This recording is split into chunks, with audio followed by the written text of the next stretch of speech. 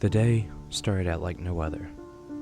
Michael had just gotten home from work and sat down in front of his television, mindlessly staring into the endless void of pixels dancing around on a glass screen. After a few short minutes of mind-numbingly staring into the television, he decided to go and get himself an ice-cold beer from the fridge.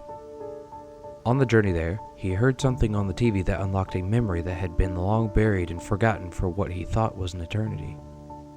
He went to the decrepit dungeon, hidden away by a secret, eroded door he kept underneath the family rug, carefully placing his large foot on the small first step of the descent, tiptoeing down each step afterwards, making sure not to slip, fall, or break the slats of the feeble stairs he fumbled down. He trod onto an old leather ball and slipped into the entangling darkness of the locked-away cellar, accidentally shutting the door behind him. With only a speck of light creeping through an unreachable double-glazed window at the top of the ceiling, taunting and teasing him about the freedom outside, he blindly felt around for the painting he tried to recover in the first place. On first gaze of the thought-provoking portrait of the Anguished Man, Michael found himself lost for words at the hidden beauty of this disturbing painting. After retrieving the lost portrait, Michael struggled to find his way back to the steps, leading back to the light that he could barely see coming through a minuscule gap in the floorboards, as if God were guiding him back to his domain where he could be safe from the dark devils that dwelled in the cellar. After approximately 3 minutes of floundering up the dusty stairs, he finally managed to make his way back to the outside world. The first action he took was to hang the horrifying picture on the drooping wallpaper of his bedroom apartment. Later that night, he heard strange noises coming from outside his bedroom, roughly where he hung the Anguished Man.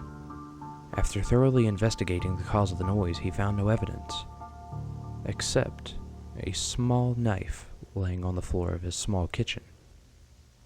After coming to the conclusion that the wind was playing tricks on him, and that it had magically opened his drawer and picked up a metal knife and threw it across the floor, he made his way back to his room, where he drifted back off to sleep.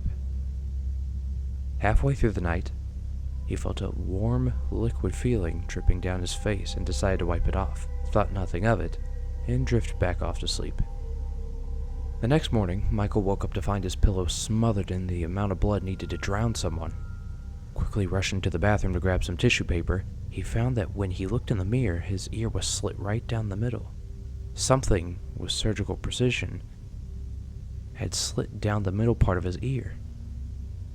Again, thinking nothing about it, he put a small plaster on it and decided to go to work. Upon coming home from work, he found the Anguished Man laying on the floor with a more sinister expression on the portrait's face. But weirdest of all, he found writing on the walls that read, "Everyone has betrayed me." Upon reading this, the door slammed shut, locking in place. Michael ran to his bedroom, locking the door, not even looking at the horrors that lurked inside. After locking his door, he noticed some more etching in blood which read, "Turn around."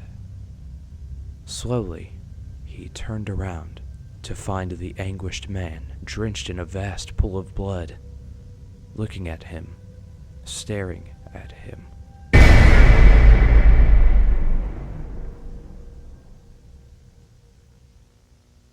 The portrait now depicts two figures screaming with hollow eyes and hollow mouths. If you look close enough, you'll see two little tears on one's face.